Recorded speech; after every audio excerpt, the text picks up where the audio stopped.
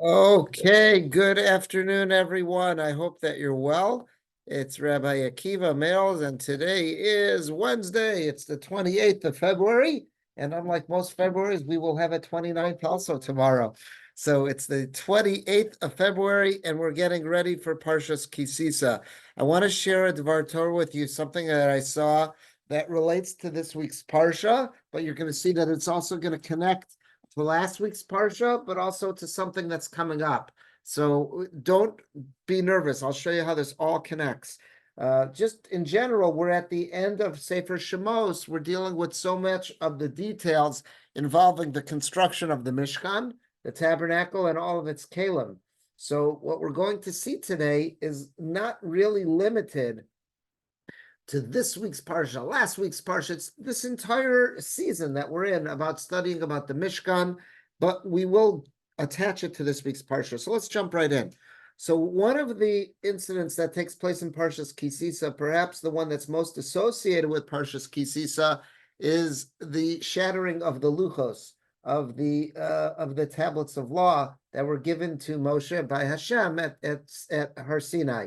Now, again, let's just remember, why did Moshe choose to break the luchos?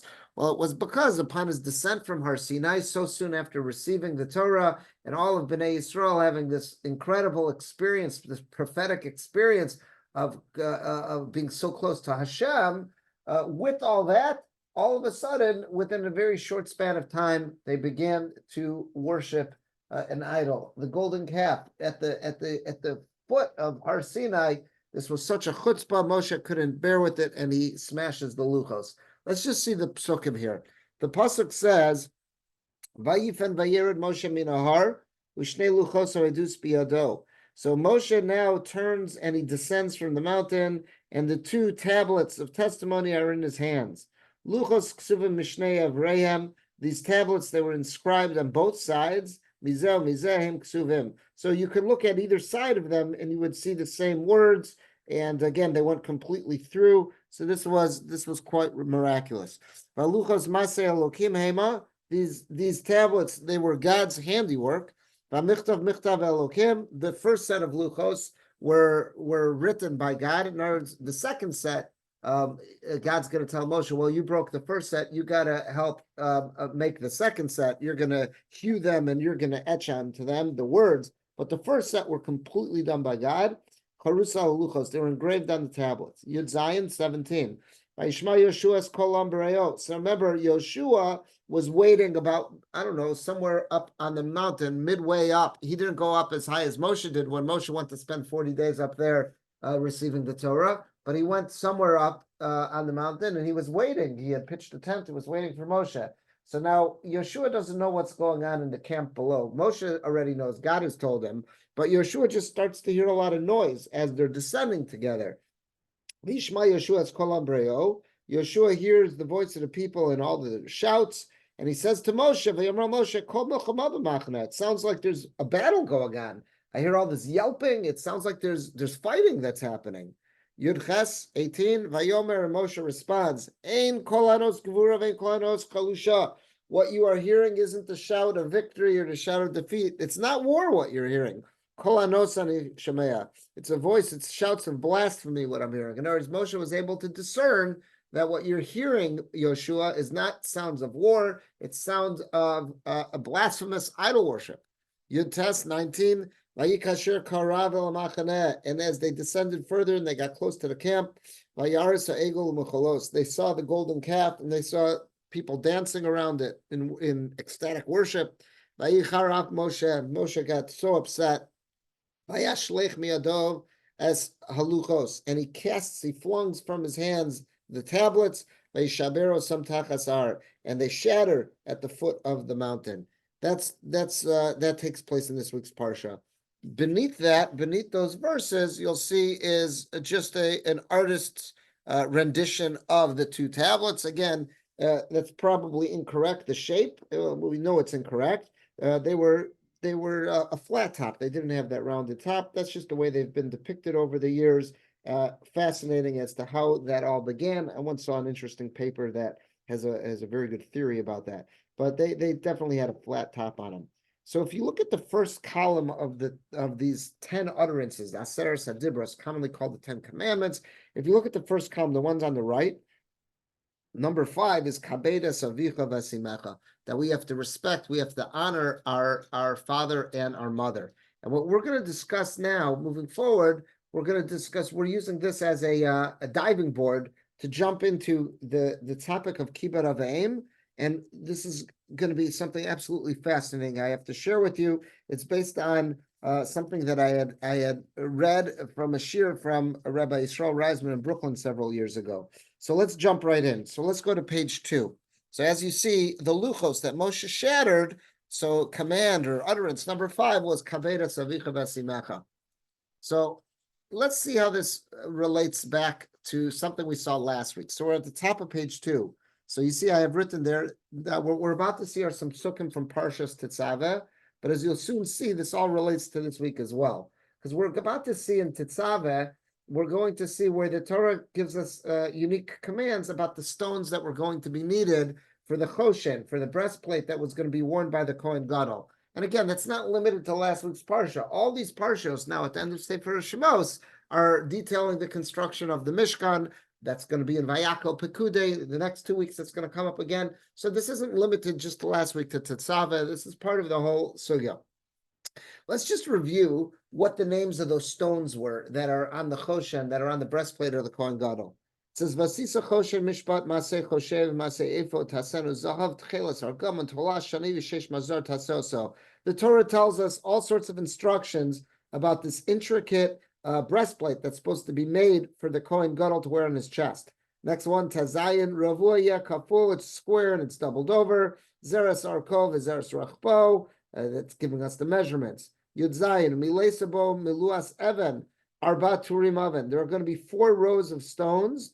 Tur Odem Pitida Varekas HaTorachad. The first row is going to be these precious gemstones. Again, there's going to be 12 stones altogether, corresponding to the 12 Shvatim, the 12 tribes. So what's on the first row of stones? It tells us there are 4 stones, and it names them. Again, it doesn't translate them in this one because there's some debate as to which gems these were. But the Hebrew words for the first row is Odem, Pitida, Barakes, and Odem, Pitida, Barakes. So I'm sorry, it's 3 stones per row. It's 4 rows of stones, 3 stones per row. That'll get us up to 12. So the first row is, again, these 3 stones, Odem, Pitida, and Barakes. Next verse, Yud Ches, what's on the second row? Hatura Sheni, what's on the second row? Nofech, Sapir, and Yahalom. Okay, that's the second row. So now we're up to 6 stones. Verse Yud Tes, 19. What's on the third row? Torah Shlishi, Leshem, Shivo, Va'achlama. We knew, Layla and I knew a family that had a little baby boy. They named him Leshem. He was born that week, and they just loved the name of that gemstone, so they named him Leshem. So that was that. Okay, that's row number 3. Now this is the row I want to get to. Row number 4. What are the final 3 stones? Tarshish, Shoham, and Yashveh. Tarshish, Shoham, and Yashveh. Many people translate Yashveh as being Jasper, some type of gemstone named Jasper. I think that's the way Rabbi Aryeh Kaplan translates that. So the Yashveh, that was the final one. That corresponds to Binyamin, because he's the last of the tribes. Mishubatzim Zahav. So these gemstones, they were all set in gold. So there was gold that was keeping them on, I guess, attached to the breastplate. Vavanim Tial Shemos Bnei Yisrael. Each one of these stones will correspond to the names of the tribes of Bnei Yisrael. Shtem Yisrael Shemosam. That's why there's 12 corresponding to their names. Pituchechos similar to the engraving of a seal. Each one according to his name shall be on the tribe. So in other words, each one of the tribes has their name on their corresponding stone. So that final stone, that's really what we're going to be focusing on today, is Yashveh. That was corresponding to Binyamin. Okay, that's what we read last week. But here's the linkage. That Yashveh stone has a lot to do with the mitzvah. Well, there's a lot to learn of the mitzvah of Kibbud Avim, of respecting our parents from there. And that's going to tie us, that's the connection to this week's Parsha, because we said the Luchos, the tablets of law are in this week's Parsha. The original set are smashed. Moshe builds a second set. But number 5, Dibur number 5, command or utterance number 5, is the famous one of Kabeda Savicha Vasimecha, that we have to honor, we have to respect our parents. So let's see what we're going to see now. So we're at the source on the bottom of page 2. Source at bottom page 2 is Talmud Yerushalmi. This is the Jerusalem Talmud. We're all familiar. There's a Talmud Bavli. That's always referred to as our Talmud. That was the latter version. That's the Babylonian Talmud. But preceding that was the Talmud Yerushalmi, the Jerusalem Talmud. Again, it was much shorter. It wasn't as concise. The halachos weren't all hammered out by then. So if there's ever any kind of conflict between the Bavli and Yerushalmi, we always go with the Bavli. We believe by the time the Bavli was redacted and was put into effect, they had a chance to hammer out all the details. So if there's ever any conflict, we always go with the Bavli. But there's still an incredible amount to be learned from the Yerushalmi. We're going to take a look now at the Yerushalmi. So here we go. This is in Mesachas Peah. So it says Kibbud Avim. They're getting on the topic talking about the mitzvah of Kibbud Avim, honoring one's parents. That's Dibur number 5, utterance number 5, as we saw on the first page in the depiction of the 10 Commandments of the Asar Dibros. That's number 5. So Kibbud Avim. So the Gemara and the Yerushalmi wants to tell us a little bit about this mitzvah. So it says Rabbi Avo b'shem Rabbi Yochanan. So Rabbi Avo in the name of Rabbi Yochanan says as follows: Shalos Rabbi Eliezer. The other sages ask Rabbi Eliezer, Arechanu Kibbud Avim. How far does a person have to go in the mitzvah of honoring their parents? To what extent should a person go? So Amar Lahan, he says to them, V'liyatem sholin. You're asking me? If you really want to know who's the paradigm of Kibbud Avim, don't go to me. L'chu v'sholu as Dama ben Nesina. Ask this Gentile. There was a Gentile living in Israel, and as we'll soon see, he was renowned for his level, his devotion that he had to honoring his parents. So he says, Rabbi Eliezer says, why are you asking me? You really want to see a paradigm? You want to see who's the poster child of Kibbud Avim? Let me tell you a little bit about Dama ben Nesina. And the Gemara gives a couple stories about Dama, but here's the primary one. Hamachas avda Yashva shel Binyamin. There came a point in Jewish history where they lost that stone, that last gemstone of the Kohen Gadol's breastplate. They lost the stone of the Yashva. The Yashva was the stone that corresponds with Binyamin. Amru. So the sages say, Man de Isle Tava de Kavase. Is there anyone around that we know of who has a stone that is as valuable, that is as beautiful, that as the original one from the time of Moshe, that we could buy off them and use now for the Kohen Gadol? We need it's lacking. The Choshen is missing an essential stone. We need this. We need to replace it. So we need the same quality. Is there anyone in Israel who has that Yashva stone of the same quality that we can replace it with? Amru. So I guess the gemologists, it must have been a small world who knows who has what stones. Amru Isla Dama ben Nesina. We all know. You think about the fine in Manhattan, there was the Diamond District. They all know each other. It's word of mouth. There's not too many people dealing with such high quality stuff. So people know what each other have. There's a lot of trust. So the other gem dealers in Israel at the time say, if you want something of that superb quality in the Yashva variety, you got to get in touch with this Dama ben Nesina, this Gentile. He lives in Israel. He's keeping the 7 laws of Noach. He's contributing to taxes, everything like that. He's not Jewish. He lives here. He's known. Everyone knows about him. He has such a stone. Azlun legabe. So I guess the representatives who are in charge of making certain that all the kelim of the Beis Hamikdash are intact, they send a delegation and they go to him and they start saying, okay, let's talk Turkey. What's it going to take for us to buy this Yashva stone? Upasku may, and they figured out what's a fair price.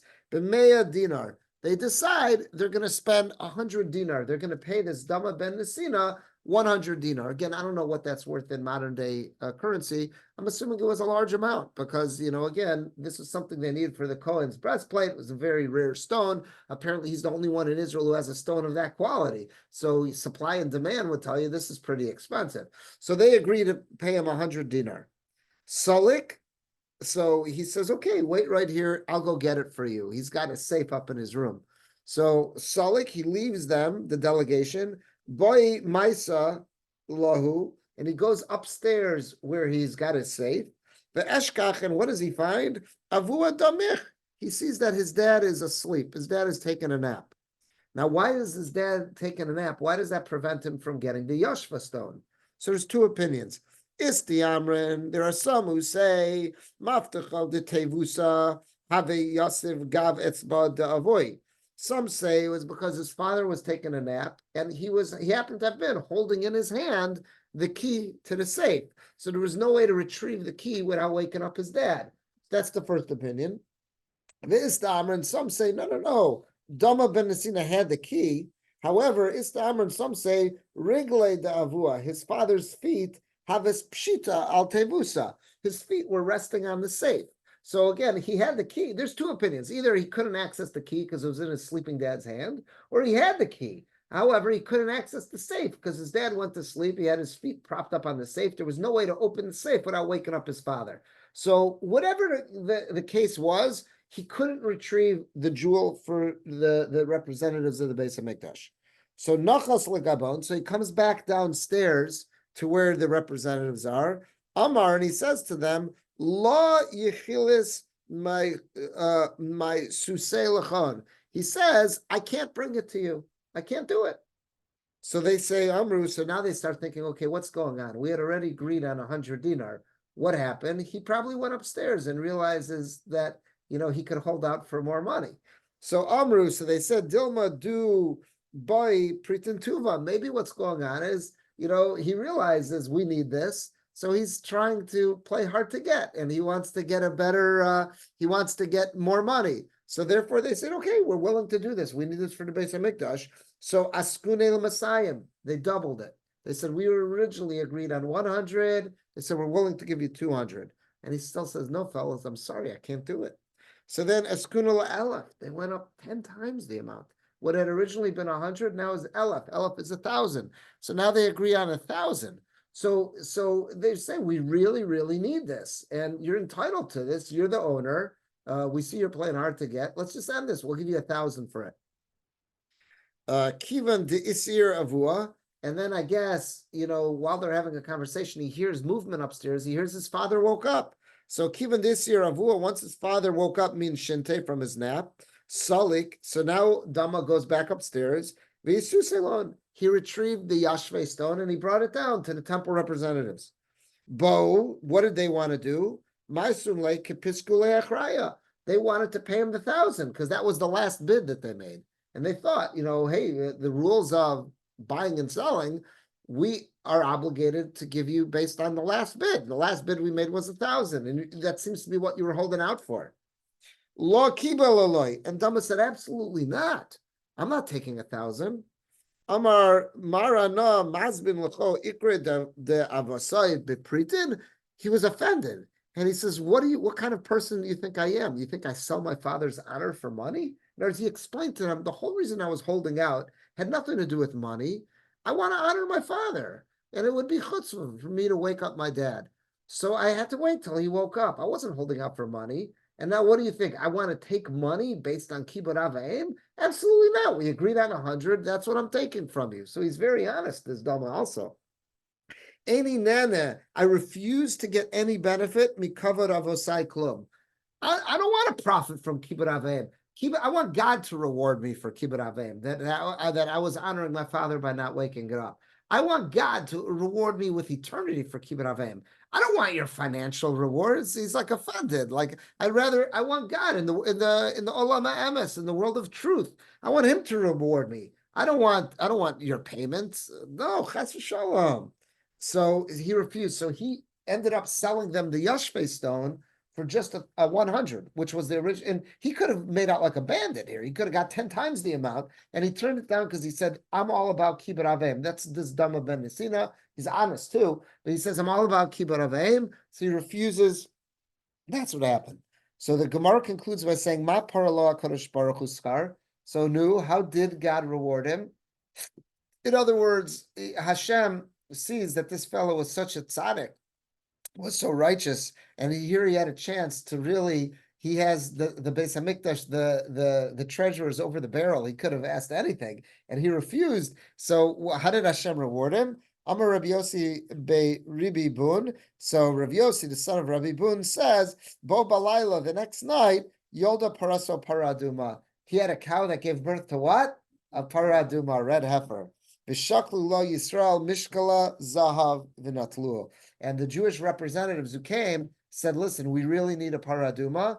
Let's figure out whatever it weighs. We'll give you that weight in pure gold.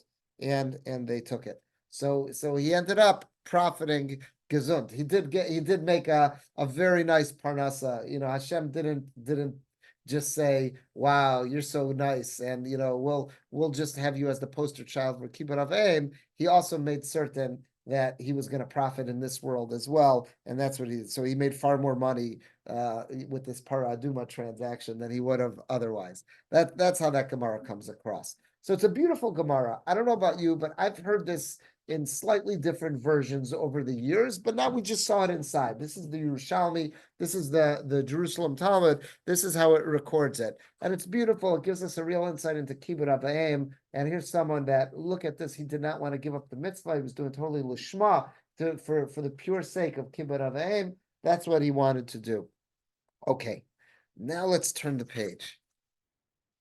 Rabbi Yisrael Reisman in New York. You see, there's a brief bio on him a little further, but I'm going to just throw it in now. Rabbi Yisrael Reisman on page 3, there's a picture of him there.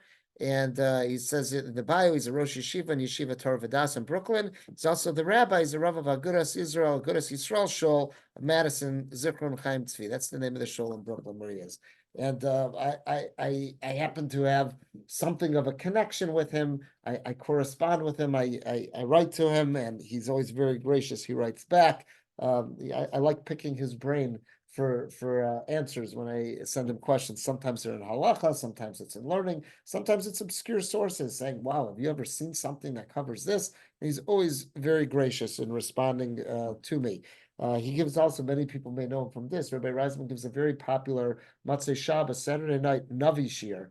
It's very, very well attended. Hundreds of people attend it live, and it's also live streamed around the world. So it became a very popular Matzei Shabbos Shir in Brooklyn, and again, it's live streamed really around the world, and it's on Navi. He loves Navi, but he doesn't just study Navi. He uses that as a launching board to talk about different halachic topics and everything else. So he's a terrific Talmud Chacham. So this, what I'm going to share with you now, this is based on a shir that he gave a couple of years ago at Parshas Tetzaveh. So he says, this is a fascinating story about this Damam ben Nisina, but it really begs a question. It begs a lot of questions. The first question that you've got right here to ask is that, what's going on? What happened here? Moshe Rabbeinu built the original Choshen. Moshe built the original Choshen. We just read about it last week in Parshas Tetzaveh. Now, again, Bitzalel was the actual hands-on person, but Moshe was the one who gave the instructions. So the original Choshen was built by Bitzalel and Moshe. It survives hundreds of years, until the first Beis HaMikdash is built. We have no indication that Shlomo HaMelech built a new Choshen. They're still using the same Choshen that Moshe and Bitzalel built. And here we are now. The Gemara is telling us at some point in Jewish history, they lost it. What happened? What happened? It wasn't put in strong enough? They lost the Yashva stone? What happened to the Yashva stone? And why specifically that stone of all the stones of the Choshen? What was the history here? What happened that this whole incident in the Gemara should have been occurring? That we got to get our hands on a new Yashva stone and we're willing to pay 1,000 dinar for it. What happened? What went wrong? Okay, that's question number one. Let's put that on the side. Now we're going to raise a second question.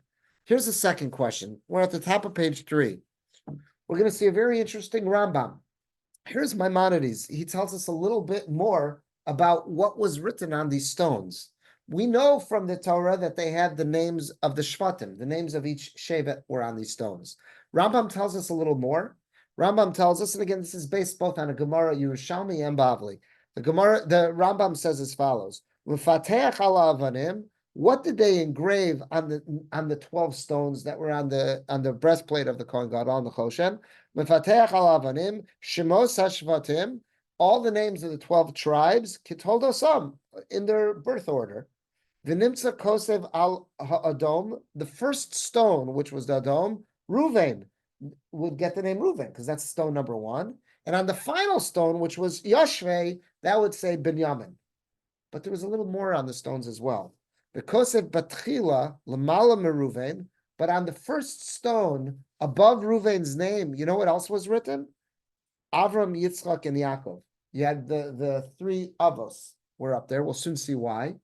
And then also, because of Lamata Binyamin, beneath the name Binyamin, there was a little more written. I have it bolded, Shiftei Ka, the tribes of God.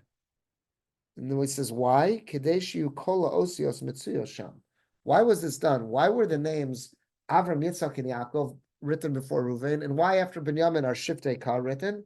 We had to make certain that all the letters of the alphabet, of the Aleph Beis, were going to be on this Choshen. One of the functions of this Choshen was to guide, it was almost an oracle, you might say, of sorts. It was to guide Bnei Yisrael when a matter of massive national importance would come up, and they couldn't access a Navi for guidance. There was a way to consult the Choshen. It had the Urim V'Tumim, it had this very special name of God that was inside of it, and therefore, they could ask a question only if it was of national importance, and different letters would light up in providing an answer. Again, you had to be a massive chacham to know how to interpret it because they weren't all lighting up in the order that you had to. It was like a word maze that had to be unjumbled and stuff. And there's the Gra has some beautiful ways to understand some passages in Navi explaining this. But basically, you had to have the entire Aleph Beis. If all you have are the names of the Shvatim from Ruvain through Binyamin, you're going to be missing a couple of letters. What will you be missing? Well, first of all, you won't have a ches. There's no shevet who has a ches in his name. Think about it, even Yisachar, that's a chaf. There's no ches. There's no shevet that has a ches. There's no tzadi. There's no shevet who has the letter tzadi in their name. And there's no kuf. No shevet has kuf in their name. So you needed to have Avraham, Yitzchak, and Yaakov. Now, even though Avraham, all those letters are there, you can't just have Yitzchak and Yaakov because it's like they got to be as a unit where it makes sense. So you three of us say Avraham, Yitzchak, and Yaakov. That'll make sure those three letters that would have been missing, the ches, the tzadi, and the kuf, you'll make sure those are there. But why did you need shiftei ka? Because there's also a tes missing. There's no shevet. There's no one of the tribes that has the letter tes in its name. So by running shiftei ka, you'll also have the tes. So this was to make sure, the reason why Rambam is telling us this, and this is based on the Gemara, that the reason why the Choshen had above Reuven's name, Avram, Yitzchak, and Yaakov, was to make sure that you had the Ches, Tzadi, and Kuf. And the reason beneath Binyamin, why you had Shiftei Ka, was to make sure you had a tes. Again, you couldn't just put a tes. It had to be part of some kind of, it couldn't just be gibberish. It had to be part of a recognizable word. So Shiftei Ka qualifies. Okay, that's the Rambam there. What'd you say, Shiftei Ka? Shiftei means tribes of. Ka, Yud Hey, that's one of the names of God. These are the tribes of God. So that's the Rambam. Many of the commentaries on the Rambam are bothered by the following question. Look at the next item I have there. Look what the Gemara says in Maseches Yoma. So we're still on page 3. Right after that Rambam, it says Talmud Bavli Maseches Yoma.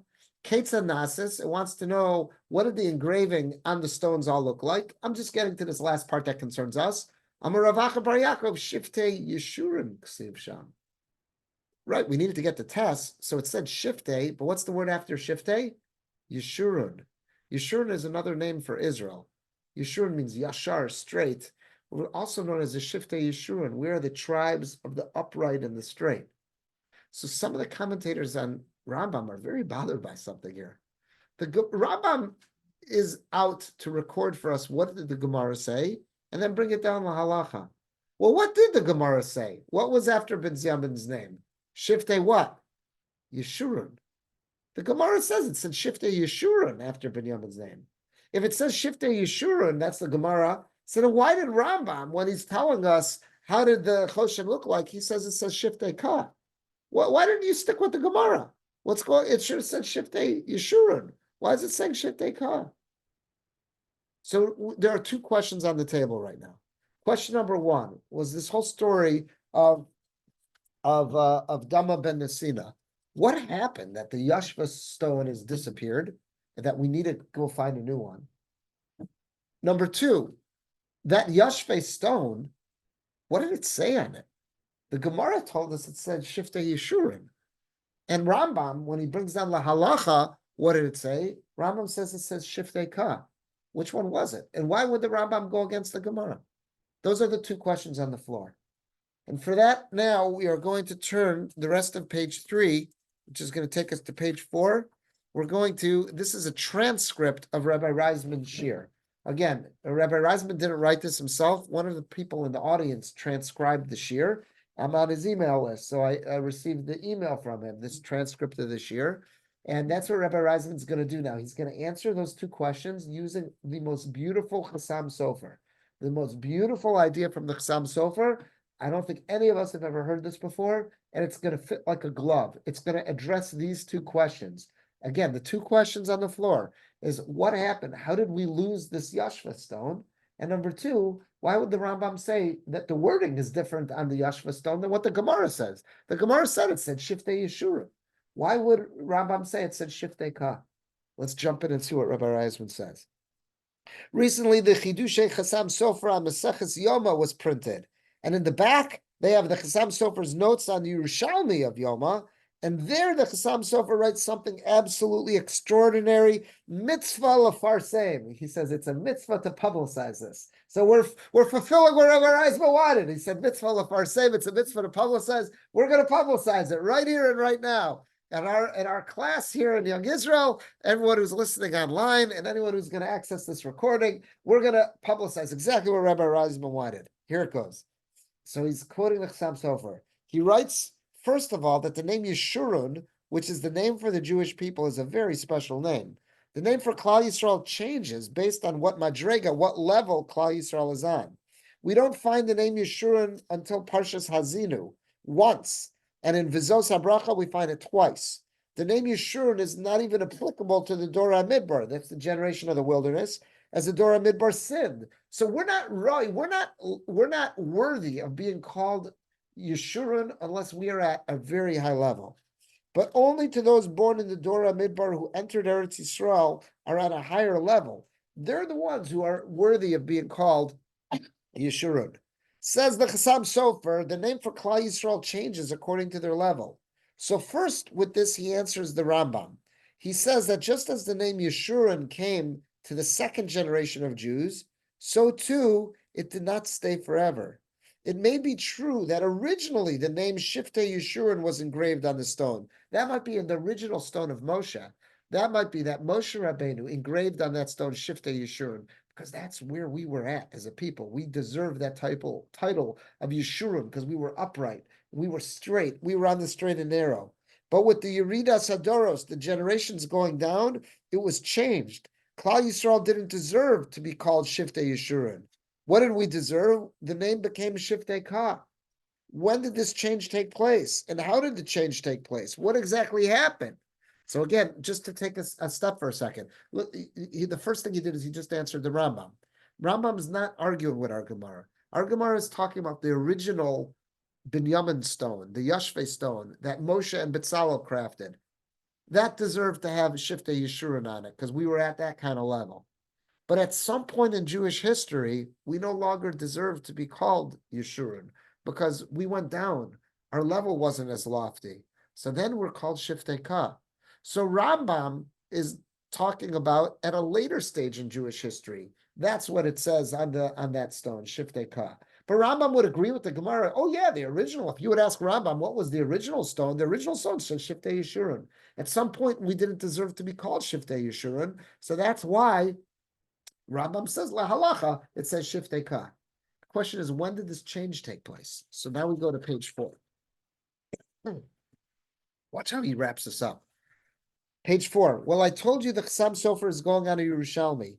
Yes, the Yerushalmi says that the stone that was lost in the time of Dama ben Nesina was the Yashve stone, right? That's what we saw. That it was the Yashve stone that was lost. That was what that Gemara told us. The Gemara said right away that, if you remember the beginning of that Yerushalmi, the Gemara said, I'll read it to you, Pamachas Avda Yashva Shal Binyamin. There was one point in Jewish history we lost that jasper, that Yashva stone of Binyamin. Yashva is the 12th stone, probably what is called in English the Jasper stone. That's how Rav Aryeh Kaplan translated it. The Yashva stone was the stone of Binyamin. On it, the original one that was made by Moshe Betzalel, it said Shiftei Yeshurun. So the Chassam Sofer says that stone was lost mina shamayim. What does the Yerushalmi mean that it was lost? God caused it to be lost. We no longer deserve, at some point in Jewish history, we no longer deserve to be called Shiftei Yeshurun. So God says it's not true. How could this be on the Choshen? The Kohen Gadol is wearing this on his Choshen. It says Shiftei Yeshurun. That's not the name that's fit for Klal Yisrael anymore. So God caused that stone to just disappear, to be lost, to fall out, and it's gone. Because in the Bayis Sheni, this is all happening in the second temple. There was sinas chinam, there was hatred, there was unjustified hatred that Bnei Israel had towards one another. The Ramban says, I mean, it's Nachmanides says that the name Bnei Yeshurun is connected to the pasuk in Devarim. We only deserve to be called Yeshurun if we're acting yashar, if we're acting on the straight and narrow. When there's sinas chinam, we don't deserve to be called yashar. We don't deserve to be called straight, upright people. In the Bayis Sheni, it was mina shamayim, it was decreed in heaven that the Yashvei stone was lost. And when the new one was found and purchased from that Dama ben Nesina, Chazal, the Anshe Knesset Agdola, the people of the Great Assembly, they understood with their Ruach HaKodesh, with their divine inspiration, that they could no longer write Shiftei Yeshurun on it. We can't do that. That's why it was lost. Hashem said, we don't deserve to be called Shiftei Yeshurun. There's too much sinas chinam. So what do? We have to write Shiftei because we need to test so every letter of the alphabet's there. But what do we write Shiftei what? We can't write Shiftei Yeshurun. The other name is Shiftei Ka. There's the rest of the story of Dama ben Nesina, the lost stone and the special uniqueness to the name of Yeshurun. So look what Rabbi Reisman just did with this Chasam Sofer. He answered both questions. Again, what was question number one? Question number one is, what happened? How on earth did we just lose a stone? And of all the stones, why that stone? The answer is, we didn't deserve that stone. That's the stone called us, identified B'nai Yisrael Shiftei Yeshurun. What right do we have to be called Shiftei Yeshurun when sinas chinam abounds? It's gone. God takes it away. That explains this whole Gemara. Why, of all the stones, why is that one lost? None of them should have been lost. They were all set perfectly and held perfectly by B'Tzalel. This was lost because it was spiritual. So therefore, they needed to replace it. They go to Dama ben Nesina. Now, when they're replacing it, shkach, we got the stone. We know to write Binyamin on it. We know to write Shiftei. But what word next? We can't write Yeshurun. That's why God took it away. So that's why it says Shiftei Ka. And that's answer. That explains what a beautiful backstory to the Dama ben Nesina story. And then it also explains this Rambam. There's no contradiction. When the Gemara says, what did it say? It said Shiftei Yeshurun. That was the original one that was made by B'Tzalel. But at a later stage, and that's what Rambam is discussing, at a later stage in Jewish history, they couldn't write Shiftei Yeshurun anymore, so they wrote Shiftei Ka. That's what he says. Now look what Rabbi Reisman does, these last three paragraphs. He writes as follows. Of course, there's a gewaldige Musar here as well. There's an incredible ethical teaching. On the Yom Naraim, when we're at the Yom Naraim on Rosh Hashanah Yom Kippur, what do we say? Ki ata solchan liYisrael. We say about God that He forgives the Jewish people, umachlan, and He totally exonerates l'shiftei Yeshurun. We call ourselves the Shiftei Yeshurun. What are we saying? That Hashem forgives Klal Yisrael. When does He forgive us? When does He grant us mechila? When we are the Shiftei Yeshurun. When we are worthy of being called the Shiftei Yeshurun. When we're straight and upright. When there's no sinas chinam. When we get past that, that's when we can merit to have the full forgiveness of God. When they deal biyashar with one another. When we're upright and when we're straight with one another. When there's no sinas chinam, when there's no baseless hatred, that's when we're called Shiftei Yeshurun, and that's when we can say God will forgive us. Sinas chinam is not just an avera, it's not just a sin, it changes the name, it changes the essence of Klal Yisrael. When there's sinas chinam, we don't deserve mechila, we don't deserve true forgiveness. And when there's sinas chinam, we also don't deserve that stone, and we had to lose it. What a beautiful message, what an incredible thought, a stone of the ephod that was lost. And now look what he adds, one more detail here. He says, I would add that this answers another kasha, another question. Many Mefarshim wonder, the Gemara said in Maseches Kedushin, again, we read the story of Dama ben Nesina from the Yerushalmi. That's where the Jerusalem Talmud, that's where it's more fully brought out. But there's a Bavli version of this, the Babylonian version, which is much more concise. And that's what Rabbi Reisman's quoting now. He says, the Gemara over there says, on 31a, Ad heichon kibbur avim. How far does the mitzvah of kibbur avim go? Which is exactly what the Yerushalmi said. The Gemara said, Sholus Rabbi Eliezer and Heichanu Kibbut Avein. So it's the same question of both. That's how the discussion comes up with Dama ben Nesina. So he says, the Gemara says over there, questions, knew how far, until how far does a person, what's the ultimate paradigm, the ultimate example of Kibbut Avein? And the Gemara says, we're going to learn it out from Dama ben Nesina, a non-Jew, a Gentile. Is there no Jewish example for Kibbut Avein? So Rabbi Reisman said, so this question's out there too. What, you can't find any exemplary member of Bnei Yisrael who just personified Kibbut Avein? Why did we have to go to this Dama ben Nesina? As great as he was, isn't that a little bit of a slap in the face? It's a pachin punam to Klal Yisrael that we can't find someone in our own ranks who is exemplary with Kibbut Avein. Why did we go there? So look what he says, last paragraph. The answer is the whole story of Dama ben Nesina and the lost stone is a story of losing the madrega, the darga, the greatness of Shiftei Yeshurun. In other words, Hashem, the Gemara wants to teach us this lesson. I could find another member of the Jewish people who was wonderful about Kibbut Avein, but you missed that whole story. Because what's the backstory of Dama ben Nesina? Why were they going to him? Because they lost the stone. Why did they lose the stone? Because of Sinas Chinam, and we lost the ability to be called Yeshurun anymore. When the Yashar was lost, that's exactly when the lessons, the Musar of Bein Adam L'Chavero, had to be given over to another people, to learn it from someone who's not even Jewish. And so we have a lesson within a lesson and a completion of a story.